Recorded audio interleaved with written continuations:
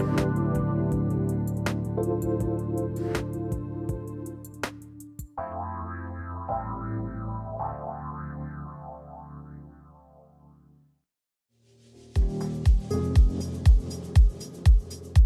Shift Podcast, Perspective and Our Power to Change, invites us to expand our lives by changing the lens we see through.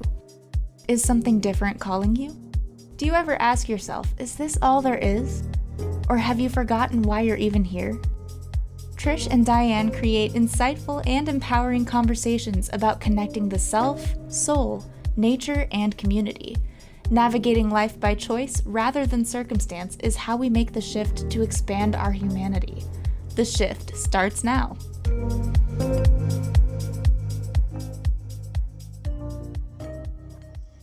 Hello, everyone, and welcome to the Shift Podcast on the Cornelia Stephanie Media Network and Transformation Talk Radio. I'm your host, Trish Campbell, along with my good friend, Diane McClay, my co-host, and we are so happy you made the choice to spend the next half hour with us. We're going to be talking about independence and what does it really mean to us? What does it mean to us to celebrate it? And what does it mean for our shared humanity? So first, I want to start by introducing something into our show that I wanted to actually do for the first couple shows and then got caught up in the hype of it. And it actually was part of our discussion this week, and it shifted what we were going to talk about, and it was so timely. So I first want to start by honoring the lands that we all settle. If we are not indigenous to them, we are settlers on this land. And for me specifically, I will name today the Anishinaabe, the Mississaugas of the Credit, the Haudenosaunee, the Huron-Wendat, and the Ojibwe Chippewa. And whether named or unnamed, we honor, both Diane and I honor and hold gratitude for the stewardship that you've held with our Mother Earth and the connection, the sacred connection to the land. And that all is the foundation for why we can come to you today in this way. So I first want to acknowledge that and it's just important to us. And like I said, incorporating this into our show is important because we would not have these opportunities had we not, we need to recognize and acknowledge that which came before us. And so I want to start off by, we're talking about independence today, and that all ties in. And maybe, Diane, if you can briefly chime in and say what that means to you, and go for it. Sure. Everything is, I'm always amazed, first of all, at how timely everything is and how intuitive everything is. You and I actually started a show topic about balance, and we had it all worked out, and we had it pretty much, it was almost nailed to the tree. It was going to be firm. And then you talked about how important it was to create the land acknowledgement, especially around the Canada holiday, the Canada Day, which was yesterday. The American Independence Day is tomorrow. And we just flipped the script and said, talking about independence and what we celebrate and how we celebrate is really, it became very important to both of us. If you can see, I'm outside. I'm literally on the border of Utah and Idaho. For the last 3 days, last 5 days, I've been in Denver, Colorado. And I just wanted to give a call out to the Cherokee and Arapaho nations that were the stewards of that land in Denver, and then to the Paiutes, the Southern Paiutes, the Northwest Band of Shoshone, the Ute tribe, and others that are unnamed, because I am standing in land that used to be owned by them. And I'm living the dream that I have lived. I want to be on the road, be able to travel, do a radio show, and do my writing and do my coaching from the road. And I'm literally on the back end of the rental car with the hood popped up and a sunscreen over it. So I can't help but drive through this beautiful desert country and not think about the stories of the people who came before us. I wonder, when there's a lone monolith out in the middle of the desert, would there have been a band of people, in the shadows of that rock? Would there have been somebody that would have been doing a vision quest? So for me, independence is about being, I'm kind of a word nerd, so I looked it up. It's about not depending on others. It's about self-support and self-government, which I think is important in this modern age. But it's also about freedom from control and freedom from influence. freedom from influence. And what that really means is that we have to rely on our own intuition and our own strengths to step into difficult things and step into things that are challenging for us. Does that kind of cover it? Yeah, and I mean, I think there's a couple things that come up for me around that, and the whole conversation around independence and why we're celebrating it at this time. Because I mean, I know you've probably heard in Canada there's been discoveries of children buried at residential schools, but this has gone and so people are becoming more aware of our actual history before the history that we're celebrating, whether it's Canada Day or the 4th of July, and so it's gone unacknowledged for so long. And so it doesn't really feel right to be celebrating something if we're not acknowledging what came before it. And in celebrating that, there's been a sort of erasure of people and their culture. And I think this is why, another reason why we wanted to talk about it too, is because that culture and that connection to the land is like what, I mean, we're all kind of like naturally coming back to. I mean, you and I both have this nature connection with,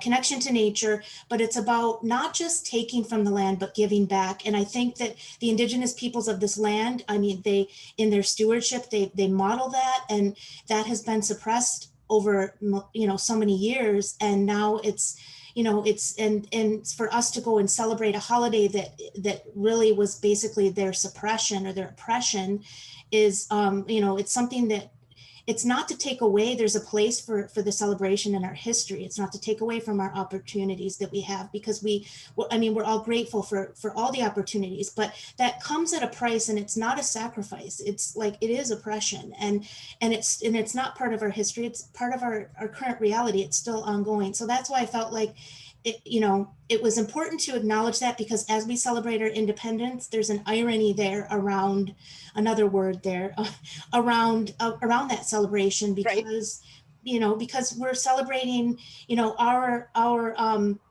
we threw off colonizers to come to this land, and then we're coming to this land to then colonize, and then we're celebrating that, but then we're not inclusive of all the people of the land. And I think there's so much wisdom there for us to learn. And this is why we have this show, The Shift. We're talking about our shared humanity, our connection to one another, and this all ties into that. And it's not about, you and I had a discussion around that before, and it's not about like, it's not about shaming or whatever, but we talked about something about, and you brought up a good point about like when we were younger, how we, kind of were fed information and we just accepted it. Do you want to like elaborate on that a little bit? And I want to go back to a couple of things. Okay. One, I want to really bring in what you talked to me about, which was being in integrity with ourselves. And I think there's a big difference between having integrity and being in relationship with integrity. Being in relationships take work. And it takes a give and a take, and we have to learn to be in a relationship with someone else. So I like to say that I'm in a relationship with integrity, not just having it. But you specifically shared with me that you felt like you would be out of your spiritual integrity if we didn't make this land acknowledgement as a part of our show, and if we didn't take advantage of the opportunity that we have Canada Day and the 4th of July holiday. So it's not just about spiritual integrity, but you and I are both very deeply connected to the land. To me, it's about integrity for the earth. And it's about integrity of being stewards. So I really want to point out that there's different layers of integrity that you and I have brought to this. And to be clear, we are absolutely not in any way, as two white women who have, been ancestors of settlers, we are not saying we are the experts. We're not saying we know everything. We're not even saying that everything that we think is the right or only way. We just have increased our awareness. And I want to thank you, Trish, because it was kind of, this land acknowledgement was sort of somewhere out in my periphery, kind of like the sagebrush behind me, but it was I never really paid attention to it. I never really thought I needed to. And you said to me, Diane, this is really important to me. And when you said that, I asked you to explain to me why it was important, which you covered in your introduction. And then I said, well, why don't we just go for it? And what I've realized is, since you brought it up to my attention a week ago, it's only made my driving trip from Denver up through Wyoming, up through Utah, up through Idaho, and then across Idaho into Oregon, Washington. It's like I see the land differently. Right. And I feel like my heart is carrying a different energy Hmm. because I've increased my awareness. Right. Want And to speak to that that's, real quick? yeah, and so to your point, yeah, we're not coming across as experts by any means, and that's, but we're having the discussions because I think we need to have these discussions and we need to talk about it, and it's about us understanding, like you said, like as you're traveling, what is the history of those lands? Like how, what is our connection to that land? What is the historical significance, and how can we it, expand our awareness around just like our connection to the earth, our connection to one another. And it's about going back to what I think we were leading into before, you know, especially, I mean, from my own personal experience growing up, and I think I mentioned this on and one of our other shows, that I wasn't a person to question a lot of things. And I think a lot of us, when we're younger, we are afraid to question. So we just accept and we take on beliefs that maybe, you know, we're just like, this is just the way that it is. And then as we get older and have more experiences, we expand our awareness. And I mean, this is what our human experience is about, is, you know, expanding our awareness, and that it then increases our connection to one another. So it's about, I think as we get older, we kind of have a different perspective, and then we can say, hey, wait a minute, maybe this isn't the full truth. You know, maybe there's a broader truth to be uncovered and to understand. And so for me, that is, you know, I've been having this in my awareness for a few years now, and it is important to me to acknowledge how we got here, and that is like the foundation of the work that we're doing. And if I'm out of integrity with that, I don't feel good. So I don't feel good about celebrating something when we're not including the full broader truth of that history. And so I think, I mean, this was like so timely, and I'm so grateful that, you know, you were willing to go here with this conversation. Like I said, we want to be having these conversations with our friends and families, and like this is only helping us grow. It's not to take away from anything that got us here, or any part of our history of, you know, or our Right. personal story. So I don't know if you want to, if there's You know, anything. I want to Go ahead. tag in on that. Yeah, I do, because as I'm traveling, you know, and now that COVID is allowing, you know, the recession of COVID is allowing more and more travel. Anywhere you go, you're going to see a sign that says, "Here's what happened here." Mm-hmm. Right? Somebody has taken the time to write a story about what happened, whether it's a town that was getting built, or a railroad, or the history of the people. But the Right. thing I want to encourage our listeners is, just because you read that one sign, it doesn't mean that that's the only story that needs to be told or could be told, and then Right. B, it's not the only version of that same story. So when you look at a historical monument and it commemorates somebody or something that happened on that spot, that history's version of what happened to that event. But if we don't make an effort to ask the question, what other stories could be told, or where else could I get more information, or what is the other side? You know, we talk Mm-hmm. about the Transcontinental Railroad coming across, but we don't really talk about the displaced indigenous people that got pushed out by that. So Right. I would challenge our listeners that when they go on vacation, and not just for Independence Day or Canada Day, but Mm-hmm. when they go on vacation and they read a sign, really challenge themselves and to say, is this true? Not that it's false, but what I mean is there another version of the story that could give a bigger, more broader picture of the whole human story in that area, right? Right. That's what I would challenge people to do. Yeah. And I think that is part of like, and that is, you know, there's nothing wrong with that self inquiry and that reflection, and trying to understand something deeper than what we've always known. And just, I mean, that's the broader picture here, is just understanding, just, you know, daring to go there and understand that maybe what we thought all along wasn't the full truth. And this is Right. how we shift, is to open ourselves up to that possibility in the first place. So Right. and I'll give you an oh, example of that if you okay, want, of something sure, that my awareness popped up. yes, yeah, So you and I were talking about these different awarenesses and different stories. And I remember being a kid, and somehow, I don't know why it's important to know what George Washington's teeth were made mm, out of, but the history books tell us it's important that we know that George Washington, first president of the United States, had wooden teeth. Well, when when a lot of information was coming out about Black Lives Matter, I saw something on Facebook, and to be clear, Facebook isn't the truth of everything, Right. but it caused me to question. And then I looked it up. George Washington's teeth were actually not made out of wood; they were actually made from teeth from slaves, and that's not taught in our history book. And when I Right. read that fact, I was like, "What? No, that can't be. That's ridiculous. That wouldn't happen in our world, Right. right?" And I'm 52 years old, and a month ago I learned a little bit different version of the Hmm. story that my grade school, middle school, high school history books taught me. Right. Right? That Yeah. doesn't mean that history, that perception of the history is wrong. It just means maybe some other information may have been omitted, either Hmm. because people didn't know or it was too uncomfortable to say.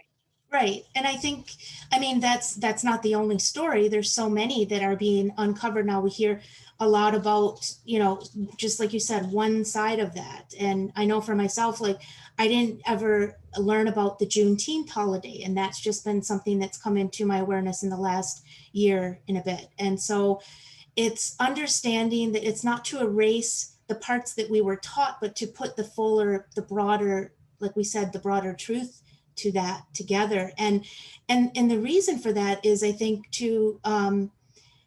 well, I mean, the reason why I think it's important is to human connection is important. I mean, that's why we're here. We're here to connect. We're also here. We're connected to everything. Everything is energy. We're connected to the land, and I feel like we've been pulled away from that connection. And so having this awareness is bringing us back to, at least for myself, I found through my own experience, reconnection with the land, over the last few years, but also understanding that there's wisdom to be held there, that to be gleaned from that we've never really been taught, on a broader scale. And I think, I mean, and then we have our own experiences too. And I know you shared with me one of yours, which was like, so amazing. So I'm hoping you want to share that today, your story about the turtle. Yeah, I would. And since I'm back out in the desert again, for me, when I'm on or near the water, I feel my soul feels replenished. When I Hmm. am in the desert, I feel just totally reconnected to the earth. So a while ago, I had a really unique opportunity to do a lot of mapping in the California wilderness area.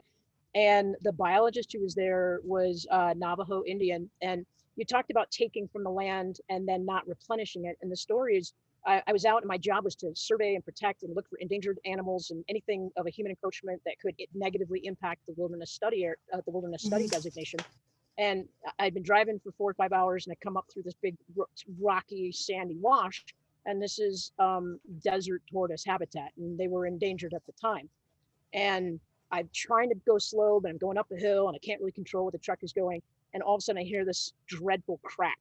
And instantly my heart sank. I felt this pit in my stomach.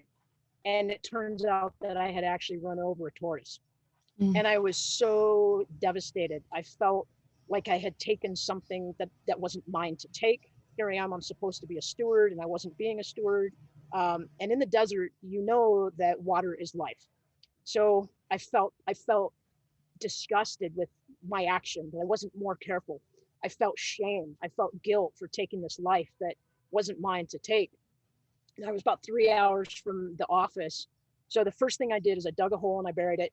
And then I gave the desert all of my water. I felt like I needed to give penance to the earth for taking one of her creatures. And then I buried my pocket knife. So in the desert, a knife and water are the two things that keep you alive.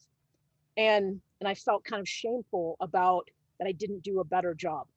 I drove back to the office. I GPSed the location, and the biologist, who was Native American, first of all said a prayer for the departed animal, which was it kind of released a lot of pain from my soul. But then she said, if you know where the animal is, you can dig it up and bring it back to the Bureau of Land Management office, because desert tortoises are very subjective to human diseases. So people pick them up thinking that they're misplaced, or they want to take a picture with them. If you have a cold or a virus, the turtle can get it, and it should not be released back into the wild because it can spread it to the endangered population. So fast forward on the story, I went back to the desert. I had the intuition to bury it. If I didn't, a desert predator would have taken off, would have gone off with it, and we never would have had this closure. But I was able to bring it to the Bureau of Land Management office, where turtles who could not be released to the wild would actually be able to get nutrients from the shell, vitamins and nutrients, which sustains that part of life. And my point to that story is not, I got connected to the animal and the land, but there was an indigenous person who had a different belief system than I did that allowed me to be a steward in a different way. Right. Does that cover the story that I shared with you? And Yeah, it is. Points? And I think there's something to be said there, and I touched on it briefly before, but this is why we're having the conversation, is because to open up to the awareness that, like, it's not just to always take from the land, like, when, it's to give back. And so you learned, I mean, you did what you thought you were supposed to do. And then when you learned something different, then you did that. And I think that there's so many wisdoms that have been suppressed. And so it's opening ourselves up to the awareness, or to understanding and bridging connection with the indigenous peoples, and understanding that there is so much for us to learn. Just for myself, in my own experience, learning about their intentional imperfection, the spirit line that you speak of, the Navajo, and that they weave through, and we've talked about this before, I think, like, that they weave through their tapestries, like a line of imperfection, and it allows the soul to enter and then exit the piece. Number one, so that the soul, like, so that the artist can then go and create some more, so that they're not locked into that. But it's also the intentional imperfection, because there's only one source of perfection, and that is the creator. So it's coming back to opening ourselves up to learning something, to building on what we know and getting that broader truth. And we only expand and grow when we do that. And, if we are open to it. So I don't know if there's anything else you want to that choice and courage are. Yeah, sorry, I didn't mean to talk over you. That's okay. You know that choice and courage are two important. Choice and courage are two important words to me, right? Yes. So I think in this instance, when we're talking about freedom and independence and what do we celebrate, and trying to have an awareness of other parts of the story, I think the first thing is we have to have the courage to go look for the other information. I think we have to say whatever is being presented to me is not the whole story.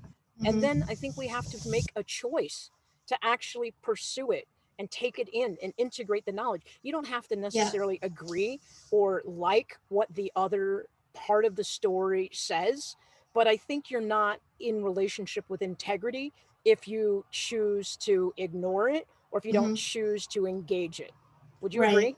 I agree. And I mean, I think that is the main reason why we wanted to have this conversation, is to have the awareness that there might be something alternative, truth-wise, for us to learn, and to be to have the courage to ask the questions, and to and not out of criticism or anything like that, but just out of curiosity. I think the more curious we are, the more it helps us expand, and to hear other stories told from other perspectives. I mean, that's why we're here. That's right. Perspective and our power to change. I mean, opening ourselves up to that is how we make the shift to grow and expand and make change in our life. So, were you going to jump in? Oh, I was just going to say, in the last few minutes that we have left, the one thing I would also encourage our listeners to do is, if you don't know what we're talking about land acknowledgement, just Google it. I looked it up, and there was an article that came up about a university campus in Denver that incorporated the indigenous tribes when they dedicated a new building. So it's not a new concept. It's just not talked about in the mainstream media. So look up land acknowledgement, look up your region, or look up an area you're passing through, and educate yourself about what it is we're talking about, and see if anything resonates. Yeah. And then last words from you, Trish, close us out. Okay. And I will add to that, there is also a course from the University of Alberta that's offered. It's free online course. University of Alberta. I've taken the one at University of British Columbia before on Indigenous peoples, and it's not just Canada, it's US. They cover around the world Indigenous people. So last words are, I will just say that this begins and ends with us making this shift. It all begins and ends with us making the change. We can't wait for the government or anybody else to do it. We need to, to do this within ourselves. So, yeah, the shift starts now. Yeah. It does start now. So quick call to action. Whether you liked or disliked what Trish and I had to say today, if you're in the United States, I'd ask you to text me 503-317-8072. Just put land agreement, and then let's open up a conversation. Yeah. Whether you disagree or whether you agree, I want to know if you heard it. I want to know if anything landed with you, and I want to know if anything encourages you to take a different action. I'm Diane McClay. You can find me at dianemcclay.com, and please subscribe to my YouTube channel. Trish, how can they find you before we close out for today? Invibe.ca. You can also contact me there too and let me know how this show resonates with you as well. Thank you so much for joining us. It begins and ends with us. We're with you the whole entire way. I'm Diane McClay. This is Trish Campbell, and this is the Shift Podcast. Thanks for tuning in. Thank you for listening to the Shift Podcast, where perspective and our power to change intersect. Slowing down to look at things from a different angle is necessary to effect positive change. You hold the power to transform yourself and your life. It is already inside you, and it's within reach. Clarity comes from awareness. Momentum comes from choice. Healing, growth, and transformation happen on the Shift Podcast. The first and third Fridays at 12:30 p.m. Pacific. For more information, go to invibe.ca or dianemcclay.com.